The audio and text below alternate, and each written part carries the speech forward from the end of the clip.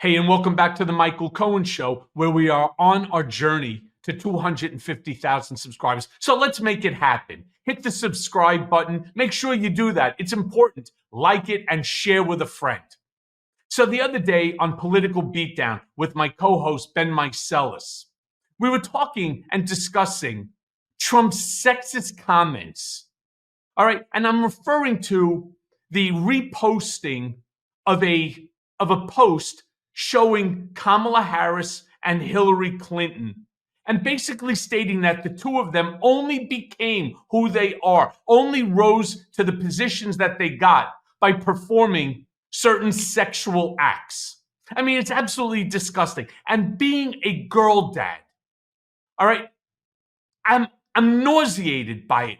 And you'll hear my reaction there. But on top of that, I go further into discussing when Trump's sister, Judge Marion Barry, had turned around at the very beginning of the campaign after Donald had denigrated Mexicans, saying that they're murderers, rapists, drug dealers, but don't worry, some of them are fine people.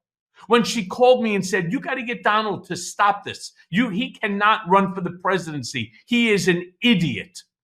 I want you to hear my exchange with Ben on Political Beatdown. So let's go to that clip. You know, look, very soon Ben, as you all know, is going to be a daddy.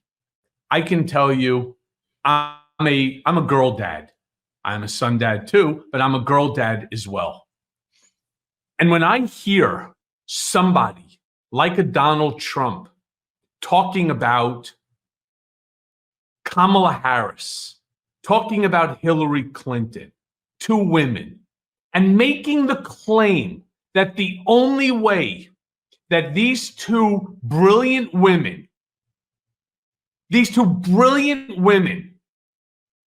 made it to the top, which is where they both are, is by performing fellatio. It is, to me, the single most disgusting thing that you could possibly say. It undermines the fact that they worked hard their whole lives, that they studied hard, they did great things. Hillary Clinton is, what was she, Yale Law or Harvard Law School?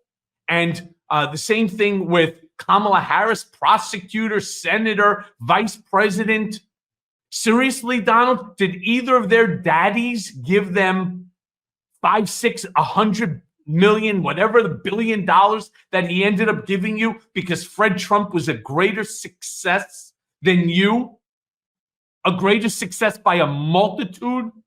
So the only way that they succeeded was by performing sex acts for people? It is, yes, it is so fucking disgusting. It is so demeaning. But it's not just demeaning. It's not just demeaning to Hillary Clinton and Kamala Harris. It is demeaning to every single woman in this country, to every single woman in the world who has succeeded because of their brains, because of their abilities, because of their competence. So different than Donald Trump, who is a fucking incompetent fool, who by his own sister's admission is one of the dumbest human beings that she has ever met.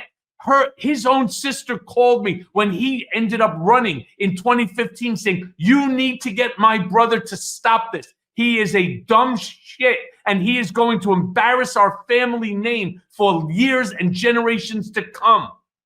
This is their family. And when you disrespect one, you disrespect all. Neither of these women, neither of these accomplished women ended up succeeding because of the allegations that he and Shady Vance and so many other sycophantic assholes are making and claiming about them. It is disgusting how any single woman, any woman could possibly vote for either of these two motherfuckers is beyond me. How any man who cares about a woman could vote for these two motherfuckers. You told the story before the break, but tell us about it. You know, which sister of Donald Trump's reached out to you? It's an interesting story that I don't think a lot of people, you know, if they've read your books, they may have heard it. But Tell us about it in a little bit more detail. When did it take? How long into the campaign did it take place, and how did you respond? It was right after the very start of the campaign, after Trump came down the golden escalator and made the disparaging comments about Mexicans. You may recall he turned around and he said that Mexicans are rapists and drug dealers and murderers, but there are some that are good people. Within a few days thereafter, Judge Marion Barry, one of the nicest, kindest, brightest people that I've met when I was there at the Trump Organization. I was very close with her. We used to speak on a regular basis. I would bump into her regularly, and she was a very, very good person, bright as can be. And she called me up and she goes, "You need to get my brother out of this thing." And I said, Judge Barry, I don't think he's stepping aside. He wants to go for it. He's an idiot. He's a dumb idiot. He's going to embarrass our entire family. He's going to ruin our family name for eternity, for generations on generations. Michael, you need to get him. So I said, Judge, I got to be honest with you. He's petrified of you. You should call him and tell him. I said, you're about the only one that could actually stop him from doing this, because he's committed to this. He's not going anywhere. And she said she was going to speak to him. And you know what? She did, but he turned around and he said, no, it's they're mistaking, because it's the same shit that he does now. That's not what I said. It's the media who doesn't want me in this race, blah, blah, blah, and all that stuff. That's what it was with Judge Barry, who is a federal court judge based out of New Jersey. Just a wonderful, wonderful person. So tell us about, you said that Trump was scared of her. Give us more information there. Well, she was very much a powerful woman. And being an older sister and a judge and exceptionally, exceptionally bright, which Donald is not, he feared her. And he always, not only did he fear her, he always sought her approval. Of all of his siblings, he always sought his sister, Judge Barry's, approval for various different things. She's the one person that when she called, he didn't roll his eyes and wonder. I remember when Tiffany would call, and all of a sudden you'd hear Rona screaming in the background, Mr. Trump, Tiffany's online too. And he'd be like, oh God, what? They pick up, hey, sweetheart, what's up? I'm busy. And it's just, look, there's so few words that one can say that I haven't already said. The guy is a piece of shit. How is he still even in a race? How is it that all of these disgusting, racist, sexist, misogynistic, xenophobic, homophobic, Islamophobic, transphobic, anti-Semitic rants that he goes on, he and Shady Vance, how is it not already precluded him from being the nominee on behalf of the Republican Party? One of our two political parties, our only two. And don't tell me about the independent party. It's not even, it's not a real party. They're not really in the race except in a couple of locations.